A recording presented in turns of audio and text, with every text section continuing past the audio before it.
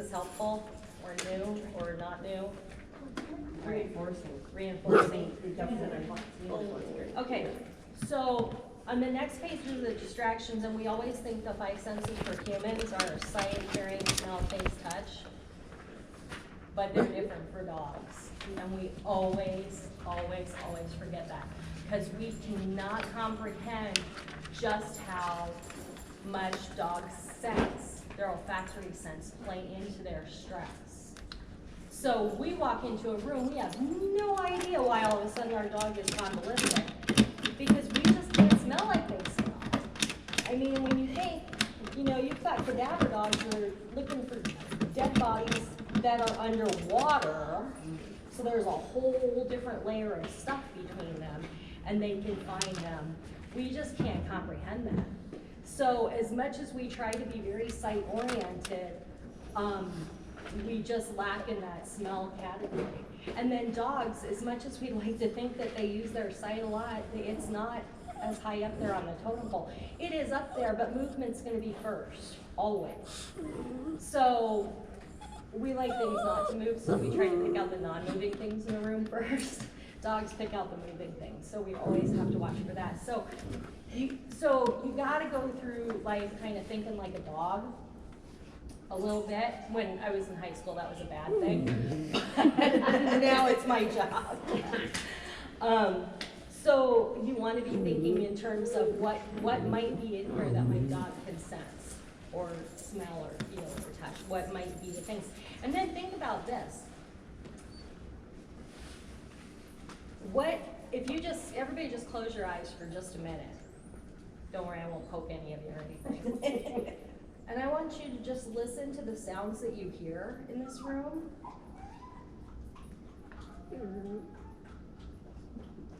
Now I want you to listen to the sounds between the sounds.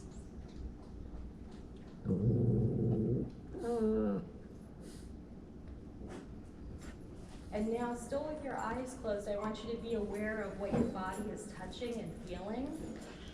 So your bottom in the chair, your feet on the floor, your back against the chair. And now I want you to be aware of the space between the space.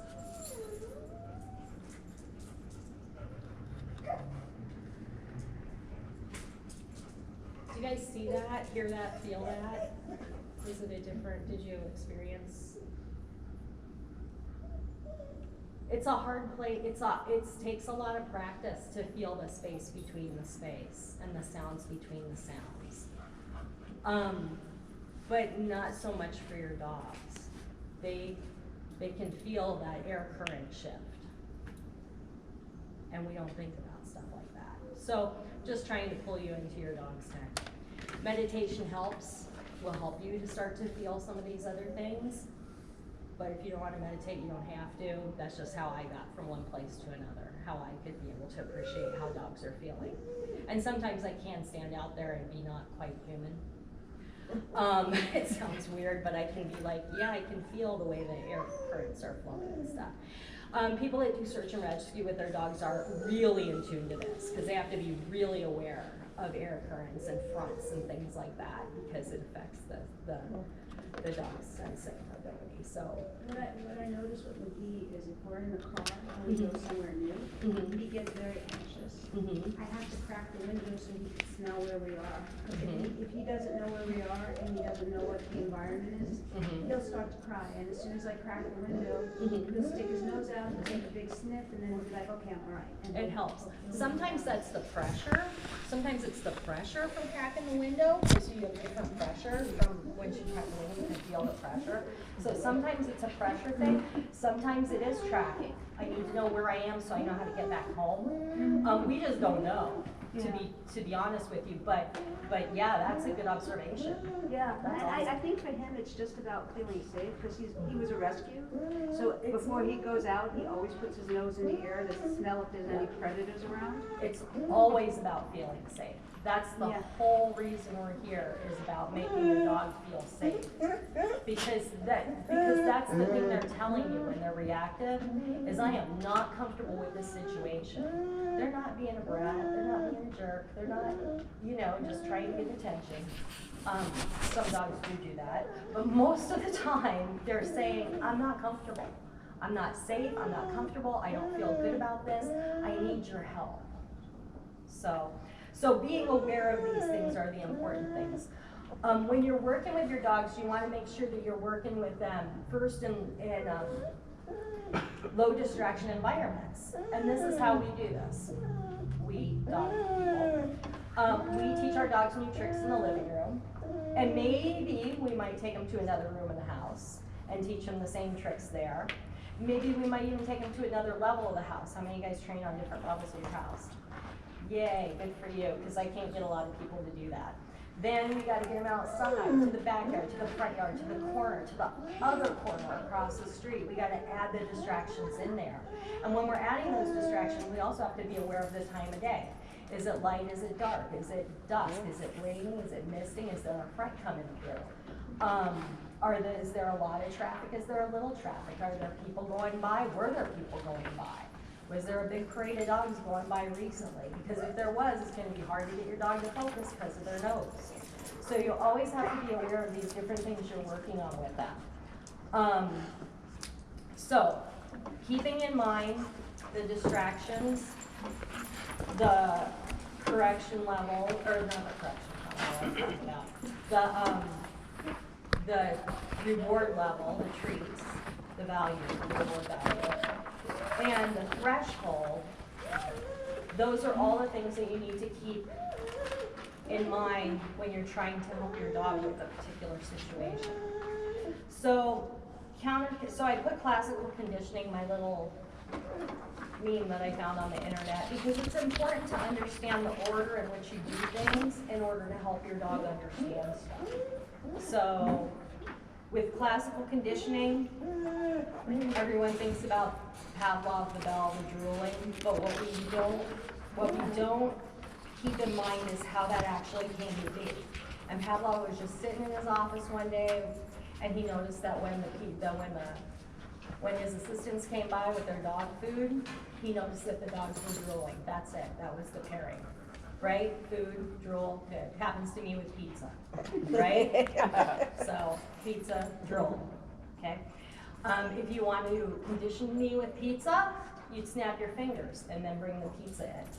Then I'd be like, every time you snapped your fingers, I'd be right next to you. I'd be like, great, where's that pizza, right? Snap your fingers, pizza or food arrives, and then you get the food, you get the reward. Eventually, if you put it in that order, and it has to be in that order, ringing the bell, the food arrives, the dog drools, then you can ring the bell and the dog will drool. Because they automatically go to the indicator or the antecedent that comes before what makes them actually drool. So when Mary was talking about earlier, she was pairing up awesome with a good treat. She had to do it in that order. Awesome, great treat. Awesome bacon, awesome bacon. It has to go in that order. So you have to understand how that stuff pairs up before you can put it together to help your reactive dog. So here's where we get it wrong when we're trying to counter condition our dog's reactivity. We get them below, we have them above threshold. You cannot learn anything above threshold. So if you want to work with your dog, you gotta start them below threshold.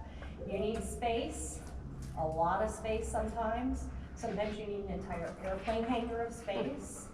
I've worked with dogs that the entire neighborhood wasn't big enough to work with the dogs because I couldn't get them under threshold. There were, even if it was a perfectly quiet neighborhood, one dog peeked itself out a window and that dog was done over threshold. So you need space and you need to give your dog that space. So you've got to back them up, you've got to move them out of the way. Then they have to see the stimulus first.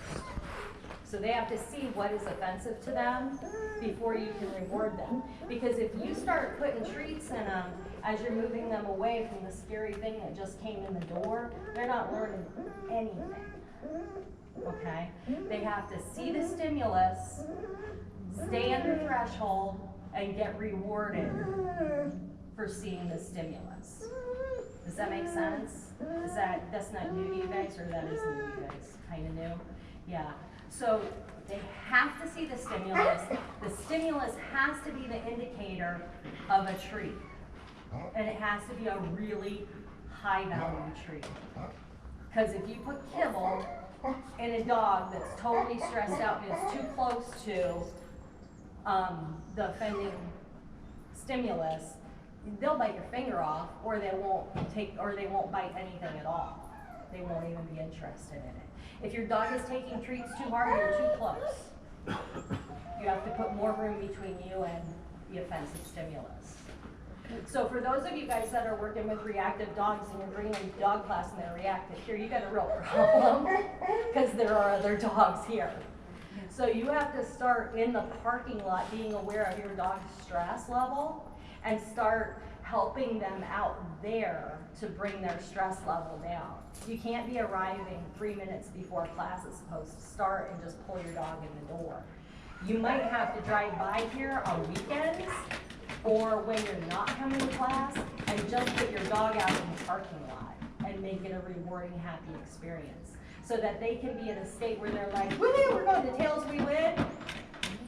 By at least getting the door under threshold, then you can start training them to deal with some of the other dogs that are around. Does that make sense? Well, and she does it. She comes in fine and she'll lay down on her mat, and then all of a sudden she snaps. Like McGee. Snaps, bites? What? No, well, like if McGee would look at her, she starts with a strong bark. And she does that here. And I always thought it was she wanted to play with them, but I'm thinking as you're talking, it's a reactive thing. So it is a reactive thing.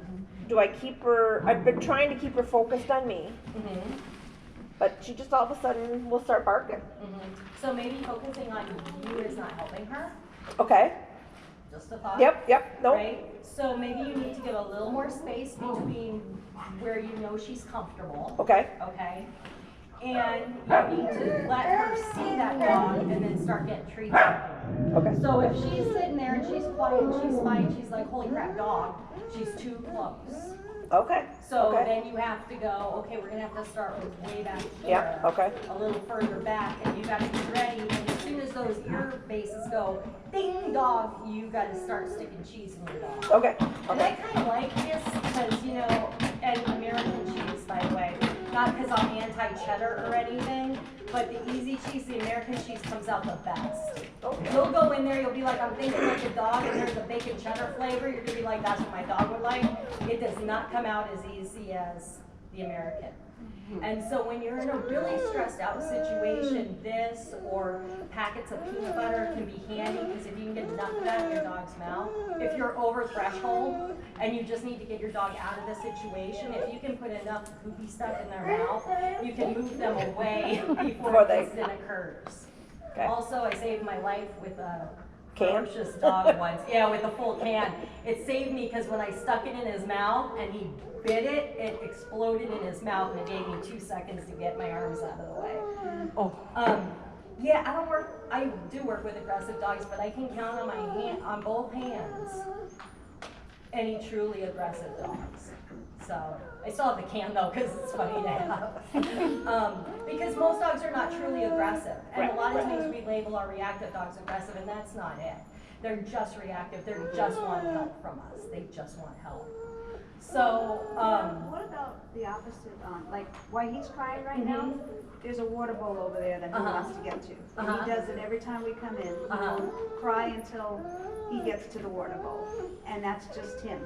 And it's not that he's thirsty, it's just he gets a habit, and once he has the habit, he won't give it up. Not trolling. It's Yeah. a hound. right, yeah, so that's kind of a whole different situation, because I wouldn't call that reactive. Okay. So that's something that you want to work on. Maybe you can work on with, maybe Bonnie, you could work on that with her. Because I don't know that I would call that reactive. Okay. The whining is annoying.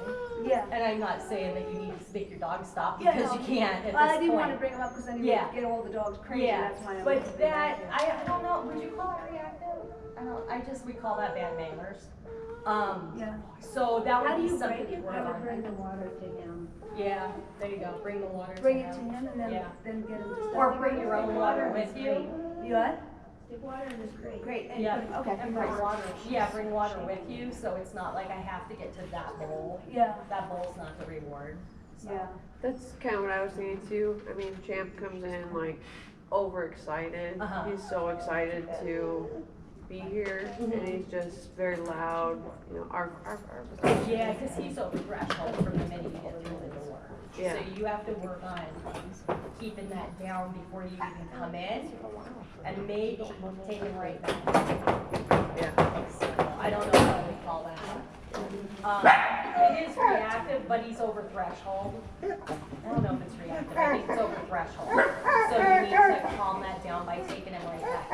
Or like You're gonna act other like this right other high value, like stick him in there with peanut butter bone. It lasts for a couple minutes, but more so just take him back out. I would take him back out. Okay. If he's excited to get, so what does your dog want when he comes in the door?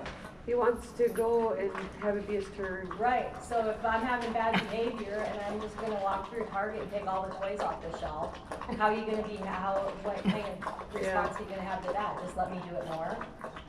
Or take me out of the parking lot, TV switch, just kidding.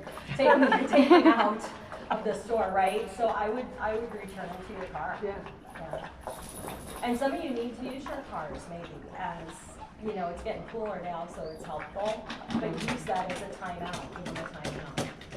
See, and Maggie loves her kennel. She'll lay in this kennel. That's good. And Busy's usually not whiny in the kennel. She does not like to be able to see all the new smells. She needs to, I noticed that So she feels more, well, that makes sense, because your dog has an issue with touch, right? I mean, she enjoys touch, Yes. so she will be better in a smaller environment. yes, Right. or Yeah. if she can see everything, and then if she was, Yeah. she would probably fall asleep if I was petting her right here and she falls asleep, because she's exhausted now and. Well, that's a good point. So if your dog is overstimulated, that's a problem. If your dog is overexhausted or overtired or overhungry, they're not machines. They're just not machines. So you have to take into consideration, they could be having a bad day. Yeah. Right? So you gotta take, because who needs to give their dog a lot of space from other dogs? You do, and Misty needs space, right? And you need your dog needs space And too. She does too. So I like muzzle training dogs. I'm a huge fan of a basket muzzle. Huge. I think all dogs should be able to wear a basket muzzle just because it's a safety situation. As in, if something happens and your car rolls over and your dog is loose, somebody's got to be able to stick a muzzle on that dog. And